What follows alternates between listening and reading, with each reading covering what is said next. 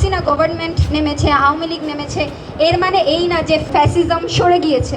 এখন জুলাইয়ের পরে এই যে বটবাহিনী থেকে এখন হচ্ছে রিয়াল আইডিতে পরিণত হয়েছে। বিশেষ করে সংসদে নারী বিদ্বেষী কথাবার্তা বলা হয়, আপনাদেরকে যখন সেবাদাসী বলা হয়, যখন আমাদেরকে পতিতা বেশ্যা বলা হয়, তখন আলটিমেটলি একটা নারীকেই হচ্ছে অপমান করা হয়। নারীর প্রতি যেই বিদ্বেষ, এখন জুলাইয়ের পরে এই যে বটবাহিনী থেকে এখন হচ্ছে রিয়াল আইডিতে পরিণত হয়েছে। তারা কোনো না কোনোভাবে কোনো প্রতিষ্ঠানের সাথে জড়িত, কোনো না কোনো জায়গায় কাজ করে, কোনো না কোনো সংগঠনের সাথে জড়িত, এবং সেই জায়গাটায় সাংগঠনিকভাবে জবাবদিহিতার আওতায় আনা হচ্ছে না। প্রাতিষ্ঠানিকভাবে কোনো কর্পোরেট জায়গায় যদি সে কাজ করে, সেই জায়গায় জবাবদিহিতার আওতায় আনা হচ্ছে না।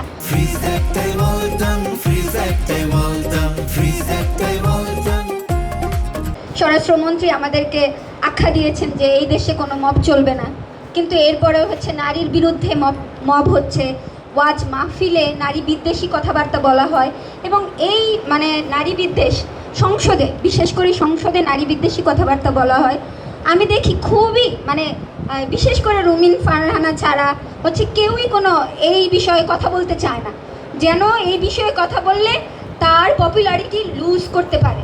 বিশেষ করে নারীরাই হচ্ছে অনেক ক্ষেত্রে সাবমিট করে এই ধরনের রাজনীতিতে, এবং এই ধরনের রাজনীতি আমাদেরকে আলটিমেটলি পিছায় দিচ্ছে, এবং নারীদেরকে পিছাইলে একটা দেশে সমস্ত জাতি পিছাবে এবং সমস্ত জাতি পিছিয়ে পড়বে। এবং বাংলাদেশে আরেকটা বিষয় আমার ক্ষেত্রে হয়েছে যে বিশেষ করে নারী না, আমি হচ্ছে কালো, আমি বাঙালি, মানে বাঙালি যেই অবয়ব সেইটা শাড়ি পরি, তারপর হচ্ছে ওয়েস্টার্ন ড্রেস পরি, সেই পোশাক ধরে অ্যাটাক করা হয় এবং হচ্ছে আমার বর্ণ নিয়ে অ্যাটাক করা হয়।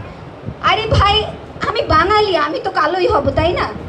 এই যে ব্রিটিশরা যেই ঔপনিবেশিক চিন্তা আমাদের ভিতরে, বর্ণবাদী চিন্তা আমাদের ভিতরে বীজ বপন করে দিয়েছে, আপনারা নাকি ঔপনিবেশিক শাসনের বিরোধিতা করে আপনারা নাকি হচ্ছে কি ভারতীয় আধিপত্যবাদের বিরুদ্ধে লড়াই করছেন। আমি তো দেখি না কই এটার বিরুদ্ধে আপনারা কথা বলছেন, যে বর্ণবাদের বিরুদ্ধে কোনো সময় কথা বলছেন।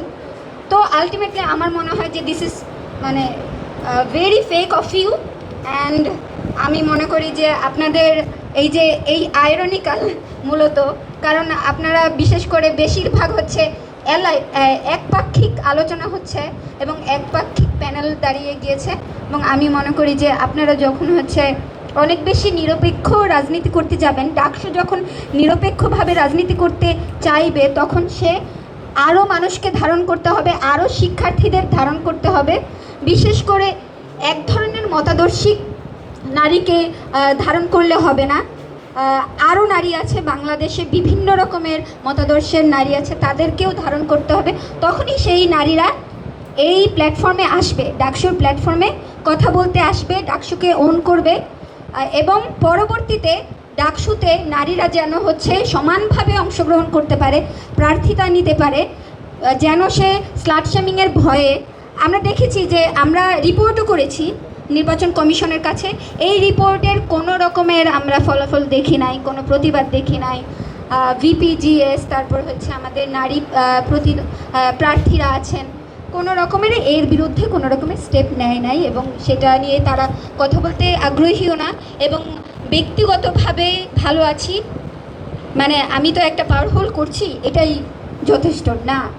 এই হেটটা আলটিমেটলি আমাদের সবাইকে প্রভাবিত করবে, এবং আমি এই হেট স্পিচের বিরুদ্ধে এবং যে কোনো দলের যে কোনো রাজনৈতিক মতাদর্শের হেইটের বিরুদ্ধে, এবং আমরা যেই পতিত ফ্যাসিস্ট একটা শুধুমাত্র হাসিনা গভর্নমেন্ট নেমেছে, আওয়ামী লীগ নেমেছে, এর মানে এই না যে ফ্যাসিস্ট বা হচ্ছে ফ্যাসিজম সরে গিয়েছে।